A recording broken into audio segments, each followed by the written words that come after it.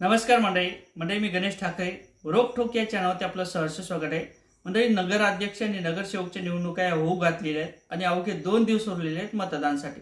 परंतु आरोपाचा खेळ सुरू आहे आणि त्याचबरोबर विशेषतः म्हणजे हिंगोली तालुका आणि वसमत तालुका हा पूर्णपणे मुंबईपर्यंत गाजलेला आहे।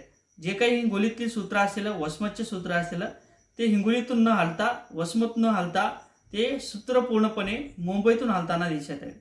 आरोप प्रत्यारोपाचा खेळ सुरू आहे आणि त्याचबरोबर 2 मित्रपक्ष असणारे हे एकत्र न राहता सोबळांचा नारा देतात आणि त्यानंतर निवडणुकीचा नारळ फोडतात। परंतु एकंदरीत एकनाथ शिंदे यांची शिवसेना असणारे संतोष बांगर यांच्यावर आरोप प्रत्यारोप होताना दिसत आहे। तानाजी मुटकुळे म्हणतात की जे काही जुगाराचे डाव असतील, मटक्याचे डाव असतील, मटक्याचा पैसा असेल, टिप्परचा पैसा असेल, वाळू माफियाचा पैसा असेल, हा काही सर्वसामान्याचा नाही, हा जो काय आहे तो नंबर 2च्या लोकांचा आहे, म्हणजे संतोष बांगर यांचा आहे। अशा पद्धतीचा आरोप तानाजी मुटकुळे यांनी केलेला आहे। तर दुसरीकडे तानाजी मुटकुळे यांच्यावरती सुद्धा एकनाथ शिंदे यांची शिवसेना असणारे संतोष बांगर आरोप करतात।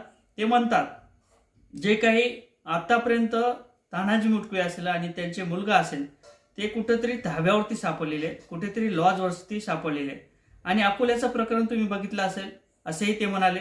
त्याचबरोबर वाशिमचं प्रकरण बघितलं असेल असेही ते म्हणाले आणि इतर जे काही जिल्हे असतील त्या ठिकाणचे सुद्धा प्रकरण तुम्ही बघितले असतील, असा आरोप संतोष बांगर यांच्या माध्यमातून केलेला आहे। खरं तर हा आरोप जो काय असेल ते बाईच आहे, अशा पद्धतीचा आरोप संतोष बांगर यांच्या माध्यमातून केलेला आहे। तर पिता पुत्र सुद्धा दोन्ही ठिकाणी सापडलेले आहेत असं त्यांचं म्हणणं आहे।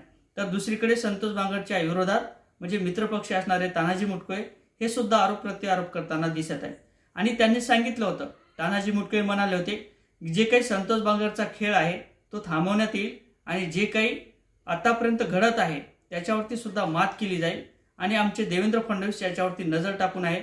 निश्चितच आम्ही देवेंद्र फडणवीस यांना फोन करणार आहोत आणि त्यानंतर सूत्र हल्लं सुरू झाले होते। एकंदरीत देवेंद्र फडणवीस हे मुख्यमंत्री आहेत, त्याच्याकडे गृहमंत्रीपद सुद्धा आहे आणि याचाच फायदा कुठेतरी तानाजी मुटकुळे हे घेताना दिसत आहे। आरोप प्रत्यारोपाचा खेळ आणि त्याचबरोबर संतोष बांगर यांच्यावरती झालेला कालचा पराक्रम, म्हणजेच संतोष बांगर म्हणतात काल माझ्या घरात जवळपास 100 पोलीसवाले आले होते, त्यामध्ये महिला सुद्धा होत्या आणि माझा मुलगा, माझी पत्नी, माझे वडील, माझी आई अशा पद्धतीने झोपली असताना माझ्या घरात पोलीस अधिकारी शिरले, त्या ठिकाणी महिला सुद्धा शिरल्या आणि त्या ठिकाणी त्यांनी झडती करण्याकरता सुरुवात केली। परंतु मी सांगत होतो की माझ्याकडे काही नाही, माझ्या घरात का शिरलात?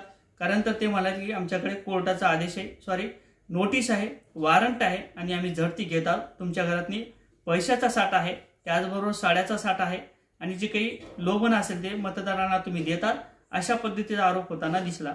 ही गोष्टी खऱ्याच सुद्धा असू शकतात, कारण तर राजकीय गोष्टी आणि त्याचबरोबर जे काही पैशाचा व्यवहार असेल तो राजकारणात नेहमीच होत असतो।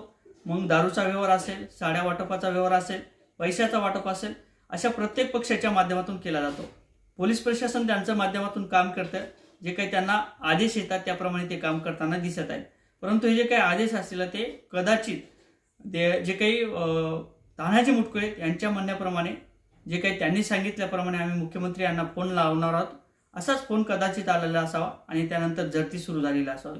कारण तर झडतीचं आणि आरोप प्रत्यारोपाचा खेळ हे रंगताना दिसत आहे आणि त्याचबरोबर वसमतला सुद्धा तीच परिस्थिती आहे। जे काही राष्ट्रवादीचे कार्यकर्ते असतील त्यांच्या माध्यमातून आरोप करण्यात आला होता, म्हणजे राष्ट्रवादीने जे काही शिवसेनेचे फॉर्म असतील ते राष्ट्रवादीच्या उमेदवारांच्या माध्यमातून भरण्यात आलेले, असा सुद्धा आरोप करण्यात आला होता। मग सत्र सुरू झालेले, राजकारणात आरोप प्रत्यारोप होताना दिसत असतात। मग हे 2 मित्रपक्ष एकत्र येणार का? त्याचबरोबर संतोष बांगर यांच्या माध्यमातून केलेले आरोप हे खरे आहेत का आणि तानाजी मुटकुळे यांच्या माध्यमातून केलेले आरोप हे खरे आहेत का?